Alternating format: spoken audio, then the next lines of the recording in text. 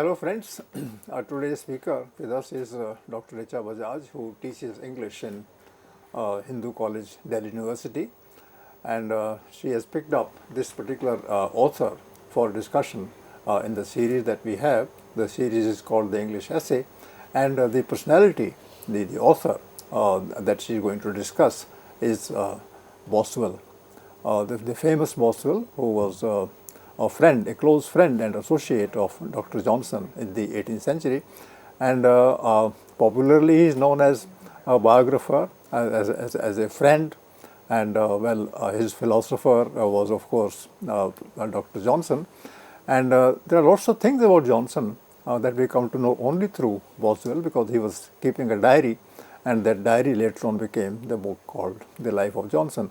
So anyway, that is for Dr. Richa Bajaj to tell. I'll simply say that this series is very educative for people like me. I knew a few things, but not many others. And I didn't know, for instance, that Boswell also was also an essayist, and that he belongs to this category of the English essayists. So we have that, and lots of questions that we'll discuss in the course of the talk that Dr. Bajaj will tell us.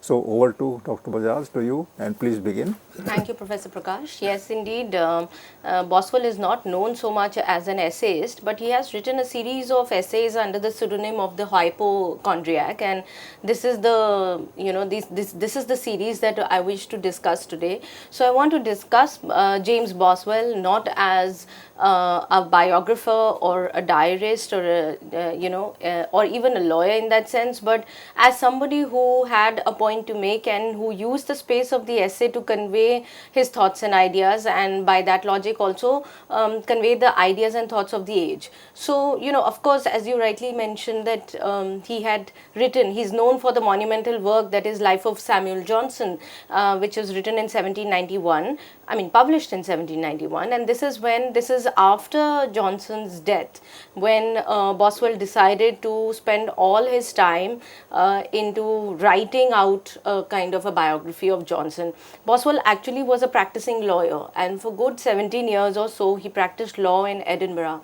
He studied law. His father particularly wanted him to become a lawyer, but he was always fascinated with England. He was always fascinated with London, and he admired Samuel Johnson a lot. And he would often, there are these escapades that are there, that he ran away from home because he wanted to experience the liberal, progressive, high-spirited life, that a city or a metropolis, stood for. And he ran, and then his father brought him back, and he asked him to study and finish his studies in the university. And he promised that once he finishes studies, then he'll send him on some assignment to London, and which he again went to. So what I mean to say is that Boswell is a Scottish writer, right? So we are looking at Scotland, but here is a Scottish writer who was ever fascinated with London, and he always wanted to be in that space because of the culture, because of the people, because of what London stood for at that time.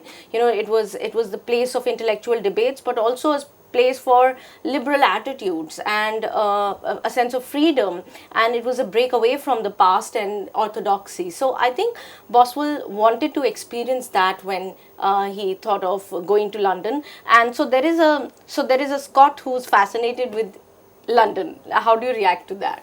Oh, well, Scottish people are supposed to be very crude and brusque, and they are not cultured at all. So I believe that Boswell was in search of some wisdom and some culture and some sophistication. So he might have come to England to seek company. But they're also very proud people. Of course, they are very nationalistic. Right. No doubt about that. In the 18th century, you have lots of great Scottish, people. I'll remember the name, but there was a parliamentarian and a person who took part in debates and also discussed sometimes the issues in India. So and a right wing, but then the right wing of that time is perhaps the liberal left wing in the late 19th century. So it's a very crisscross of relationships that the two countries had. And Scotland is a part of United Kingdom even today. But then Scottish people are very serious about protecting their culture, their own culture, whatever culture that means in the context. And it's a good point that you are going to make, I'm sure, because No, I remember because, and what do you think, how do you think Johnson then looked at Scottish people? I remember you shared an anecdote on Oh it. yes, Would of you like course. to share that? The first anecdote that comes to mind is this person comes to England to meet Dr. Johnson. Boswell. Boswell comes to meet Dr. Johnson, and he doesn't know where to find him, so he goes to his publisher, and he says, "Can you introduce me to Dr. Johnson? I want to meet him." And he said, "Oh, he comes in the evening, so you wait till the evening and then come over, and I'll introduce you." And in the evening comes, Dr. Johnson and looks at him quizzically, and he says, "Well, he's from Scotland and he wants to meet you." So before Johnson says anything, Boswell says, "Dr. Johnson, I come from Scotland to meet you, and I can't help coming from Scotland. What can I do?" And Johnson says, "Nobody can help coming from Scotland." So it means that you have to run away from Scotland in order to reach people here. Right. So that kind of, and then this particular sentence became a basis for a lifelong relationship with the two. And the shadow can't be separated from the object, and that's what happened. He was following him like a shadow. Right. So you see, Boswell was a Scottish writer and lawyer who actually came to London in search of this kind of liberal culture, as I mentioned, and he met Samuel Johnson in 1763. You already have heard the anecdote.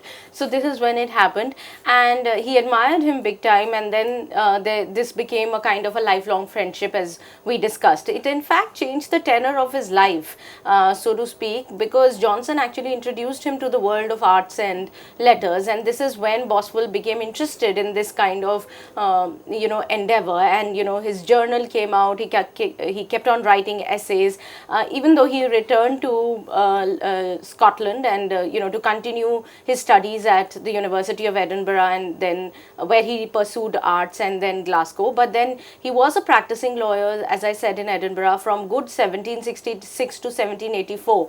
And remember, it is 70, and so this particular monthly series of articles that I want to discuss today, titled The Hypochondriac, these actually ran in the London Magazine. And they had 70, he had contributed, there were 70 numbers from 1777 to 1783. What is the usual length of these essays? They're not very long essays. They're about, say, 4 to 5 pages, where he's, or maybe sometimes even less. But he takes up an essay like all English essays. He takes up an aspect, and they are very, in that sense, they follow the tradition of Bacon and Montaigne, because they just pick up a subject. For instance, one essay would be on concluding. And then there'll be an entire discourse on concluding. Then in another essay of his is titled on past and present, and there'll be a discussion around how we view the present, how we view the past, etc. And sometimes they are just numbers, number 39, number that. Suppose I say that there are literary theory essays today, right. All these subjects. These are, you could say that these are snippets in that sense, because they are more exploratory as compared to literary theory essays, which are also elaboration of a particular concept. So you have to pick up. It's more like they just keep throwing the gems, and you just pick up those gems and then maybe build an argument and theories. But yes, they are definitely very good starting points for theory. I think they are not theory in themselves, because they don't extensively exhaust a subject, like concluding. Yeah, this is a theoretical point. But again, it's more like ruminations and just insights that you might have that can take you towards building a theory. So you can say that these can become building blocks and maybe turn into a foundation, but not theory proper as we understand in the 20th century. So you see, his essays, Boswell's essays, that I wish to discuss. So today I want to discuss Boswell as an essayist who belongs to the tradition of the English essay. And within this tradition, you will notice that he has a lot of influence of Boswell on his writing. So there is an influence of the Rambler and the Idler, as you know that Samuel Johnson wrote these essays, and we've already had a discussion on these. So Boswell actually tried to use that model, where to some extent he was a little, I would say, within quotes, moralistic, but then he belongs to the transition phase. much like the writers of the 19th century like Hazlitt and Mackenzie, etc., you will notice that Boswell actually forms a part of that tradition, the closing years of the 18th century, wherein he is already moving towards a different kind of writing. So while Boswell is known for Life of Samuel Johnson, and he's also known for, very much known for another journal that he brought out on the basis of the journey that he took with Samuel Johnson, and this has been put together, this journal entry has been put together in the Journal of a Tour to the Hebrides, which was published in 1786. So being a diarist and a journal writer, and also later on as he turned to be a biographer, he has a very good eye of portraits. He can build portraits very well. He can, it's like a travelogue. In today's time, if somebody wrote a travel journal, this is what the Journal of the Tour to the Hebrides was like. Bringing alive a place, bringing alive people, their characteristics. He had a very keen eye, regarding these. But this is a very 18th century trait, the portraits, the literary portraits. But then he brings, there is what is very important, this is something that I wanted to also highlight, something about the periodical essay or the English essay, is that the periodical personae is very important. I mean, this is something that we need to know, that what are the few things that are really important in the English essay. One of the key things, one of the most important things is the periodical personae, which means the personality that exists behind the voice that is talking, right? So the personality of the writer is very important here. Because the writer is assuming a persona. As you know that, we had Richard Steele, who took the persona of Isaac Bickerstaff, right? And Richard Steele took this persona of Bickerstaff, who was, who took the tone of an elderly gentleman who knew everything about life and who was there to, share his viewpoints on life. So this is an elderly gentleman who, has a very benevolent sort of a disposition and has some manners, very strict manners. Addison introduced a very neutral sort of a persona, etc. All these writers took up these pseudonyms and created a persona. And in fact, a lot of critics have mentioned that it is when Richard Steele, when people discover that Isaac Bickerstaff is actually Richard Steele, who's just a 35-year-old man, they actually stopped taking him seriously. So the persona really worked during that time. And the persona then that here Boswell takes is that of the figure of the hypochondriac. Is that a creative tool in the hands of the writer? Yes, that they cease to be themselves and will become somebody else? Absolutely, yes. I think they are deliberately trying to use a personality to hide or cloak their own viewpoint or cloak their own personality, and within behind from that personality they adopt a pose, a stature, a kind of tone, and that is necessary for it becomes a very necessary opening gambit in a way for the British periodical essay. Is it profitable? Is it useful in the literary sense? This is something which is again open to discussion. Profitable as a literary tool, yes, because in a way you build a kind of a character who is reliable, who is authentic, and who wants to create a kind of a impression on the reader.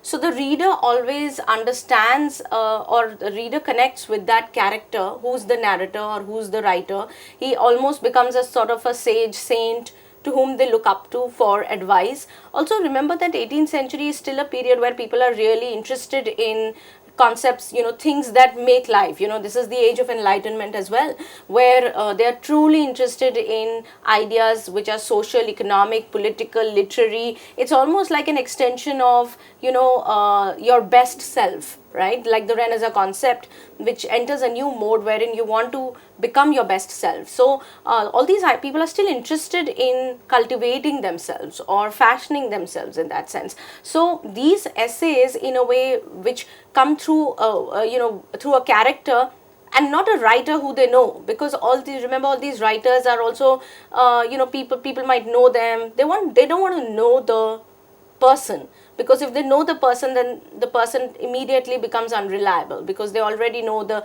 political affiliation of that person, etc. But the character, there is a sense of objectivity and authenticity, and therefore because it is a created character and they don't know who it is, so in a way there is a sense of reliability attached to that character. How do you respond to that? So, what I gather from your discussion is that in that case, the creative tool is a bridge between the reader and the writer, and it connects both, in a different manner, and that the mode is dramatic in the sense, that the if the writer can play with the character that he created, then the reader also can play with the character, in the sense, that this is how the reader would like the character to behave. Right. So, it's a very entertaining kind of a concept, I believe. Yeah. And I agree with you. I think there are three very important parts. One, which is the character portrait of the writer, the locale, the place, and third, the audience itself. There are three categories that are important here.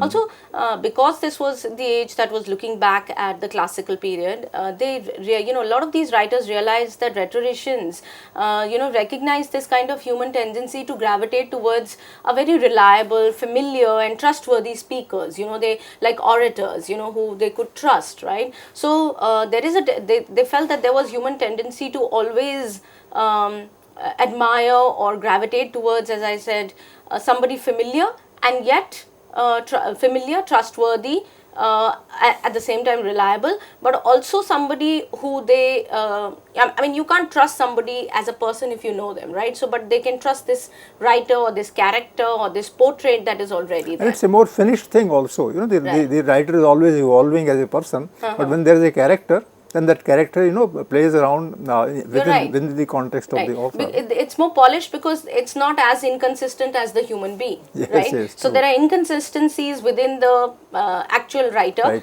and the person, but when the character of the hypochondriac, for instance, is created, or Bickerstaff is created, then you have a very fully finished product out there who's not inconsistent in that sense. So in fact, Addison and Steele, following them, most of these essays, they tried to present a kind of a periodical personae, and that became like a kind of a very important point. For instance, Johnson's idler also serves as a figure, right? The idler is he's a struggling professional writer in the age of commercialism. He's unable to find his feet. So the idler also becomes a prototype. Just as you have, for instance, Goldsmith, and Goldsmith uses Oliver Goldsmith, just as Johnson used idler, Oliver Goldsmith used the character of the bee. Now the bee is supposed to be is a very symbolic figure, because for the writer, this bee in the second half of the 18th century means somebody who gathers information from everywhere and then synthesizes this information and material from various sources and puts it together. And to create honey out of and then to bring essence out. So very symbolic in that sense, loaded figure, I think. So I think all these writers are consciously creating these personalities or periodical personae who then become a prototype in themselves, whether it is Goldsmith's bee or Johnson's idler or Boswell's hypochondriac. You have these writers build up a personae. And that is one important thing that I wanted to highlight, which is there throughout in all of these English essays. The other important thing in the case of Boswell, and I've highlighted in the case of Hazlitt or Mackenzie, etc., is the fact that the period in which these essays are written, there occurs a sort of a shift. And this is, within the tradition of the English essay, you find that the shift consists of the mode itself of writing has changed. For instance, it's not to entertain or to be didactic in that sense, or to have a moral strain in your writing. Rather, there is a kind of there is a sense of improving. The main concern or the main point of the periodical essay in the 18th century was to improve the minds and manners of the people, right? Now, minds and manners means that, cultivate a kind of a better sensibility. Also, the right way of doing things. Again, as I have mentioned earlier also, this is actually the period when culture is becoming a hot topic of discussion. I think Matthew Arnold only takes it up later in the 19th century, but actually it is the 18th century which is concerned with culture, because culture includes minds and manners both. And it is the idea, and it is to use satire wherever necessary to instruct people and to make them change themselves, because they use satire to change people, to let them know that this is absolutely ridiculous or preposterous and that this must change. So culture is getting renewed, or a sense of culture is being built in the 18th century. England ceases to be crude or brute, as you said, and moves in the sphere of the mind and manners.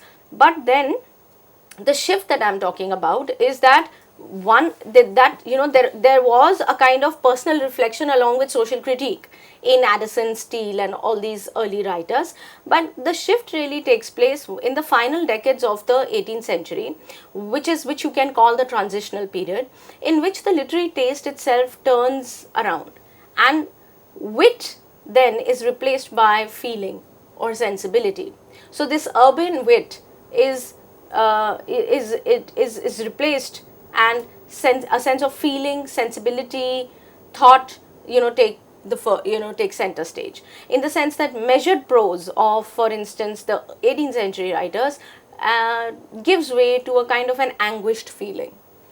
And this brings me close to then the subject of the hypochondriac also, somebody who is melancholic, somebody who's feeling oriented, who's emphasizing that. Again, even though there was emphasis on authenticity in the 18th century, a reliable narrator, a reliable character, this character seldom opened one's heart before the public, right? This person would give you one's advice or perspective on life, but still maintain a sense of decorum and distance. That might have been the need of the time also, because most of the people were didactic and they were very vocal about things, and what was required by the society at that time is to get back to one's own self and then think from that angle. Right. So that's how they had to create a character of this kind, which is melancholic and but this happens only in the last decade of the 18th century, right? Which is when authenticity, the idea of authenticity also changes. So when we speak of Addison and Steele and their kind of essays, then authenticity means being objective, rational, and all of those categories. But authenticity in this phase, the last decade, when romantic pursuits begin, authenticity means how my feelings, my emotions, the real me, even when it means there are inconsistencies. So melancholy is that way romantic as a concept. Yes, absolutely. So the originality of the speaking subject is what is emphasized here, that this person is original. The speaking subject is not. So the 18th century conception of authenticity, or the character portrait, was authentic because it was reliable. This one is authentic because you feel this is an actual human being out there and not a literary construct, because there is a sense of originality of the speaker.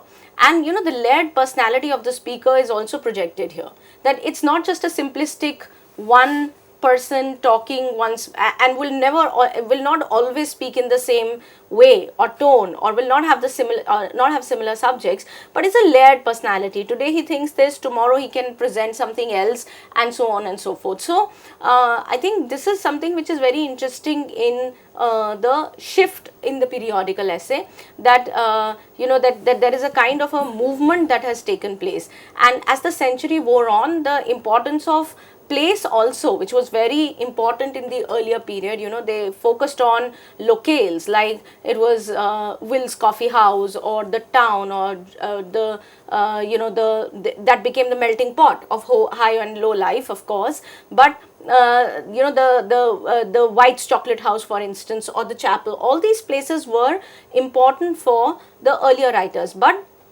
their importance diminishes in the latter half of the 18th century, because now the locale is the mind, so to speak. Now the geographical space is no more the place outside, which was like a melting pot for all kinds of diverse people to come together, and it was like character portrayals there, but rather the mental processes that become important in the periodical essay tradition. That's a very fine, concept that you are introducing, because this is the time when Romanticism is taking shape. Wordsworth, for instance, in this 1790 would be 20 years. Blake would be a little more. Coleridge would also be around, and they will come into their own and in the last year of the 18th century. And in a way, I think melancholy is very individualistic. Melancholy is something that is inside oneself. It's an aspect of feeling, and that finally this will sprout into a full scale romantic movement, and that should really help understand the 19th century better. Right, right. That is certainly the case. And so, I think that in general the essays tried to, bring together the scientific, aesthetic, economic categories and socio-political matters. All of these overlapped very freely, but the mode itself has changed by the end of the century. And so much so that Leigh Hunt, in his essay on coffee houses and smoking, which was published in 1826, he actually lamented the loss of the coffee house culture. And that was very easily available to the essayists earlier. He says that culture is no more there. As you said, the time itself has changed, and the time has moved away from the clubhouses, chocolate houses, coffee houses, and culture itself is reforming itself at the turn of the century. So friends, with Dr. Bajaj telling us about the latter half of the 18th century as one which shaped the sensibility of Boswell, we come to the end of the first part of the discussion, and in the second part Dr. Bajaj will take over other aspects of this writer's personality coming through the essays that he wrote. So till then, thank you.